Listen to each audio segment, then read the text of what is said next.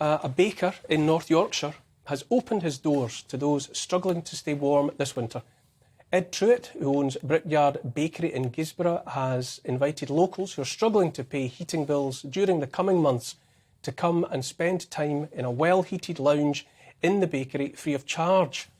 News of the Toasty Warm refuge has been warmly received, to put it mildly, and some of the responses Ed has had already from those in need of help have moved him to tears. Ed, you are our Great Britain this evening, this week. Thank you so much for joining me. It's simply a warming and reassuring story, if you'll pardon the partial pun. Tell me, first of all, about those replies you received when you put the idea out on social media, the responses that so moved you. It's been absolutely incredible. I never suspected at all that it would catch people's imaginations as much as it did. And we've had responses from literally all over the world. And some of the responses, the time that people have taken to actually write a response, and everybody's worried about cash. Everybody, you know, we're really in a difficult situation. But people are immediately going, yeah, this is a good idea, and offering to send us some help just to keep, it supplied with teas and coffees. It's and some really, really generous people out there. It restores your faith in human nature. People do genuinely want to look after each other, and that's really, really nice. And sometimes we get caught up in the world, and we get caught up in difficult times, and we get caught up in our own worries. And it's easy to forget that there are people out there that are genuinely nice, and there's lots of them. How many people are you expecting to come along on a day to stay warm in your company?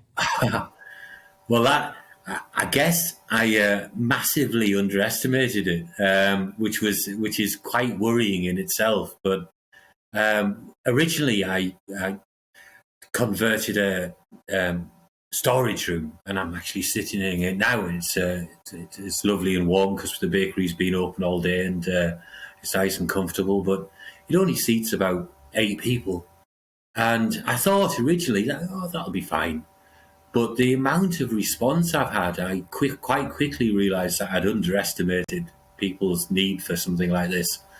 And so we've beavered away over the last week, and we've converted another 2 storerooms, and made a little kitchen area so people can come and make a brew and make a sandwich or whatever. And so another area, another lounge area, but with a library with book exchange, books in there, and tables for people to sit at. So even before we'd opened it, I had to triple its size because of the amount of response and the amount of need that appears to be out there. Others will follow your example. Clearly there are limits to how much any one person can do, given the space that they have available. Is any of the feedback suggesting that you've inspired similar behaviour elsewhere by other good folk? There's lots of people saying that that they hope that other organisations, other companies, will be able to do this. Sadly, although the council are busy looking at setting up warm hubs at the moment, they're just so slow. And one of the advantages of being a small independent business is we're fast on our feet, and we can see a problem, or we can see an opportunity, and we can act quite quickly.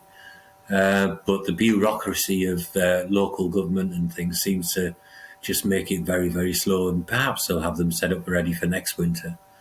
But we're in a nice position because I had the space, and we do have that big beast of an oven powering away in the bakery underneath us, so it is generating that heat.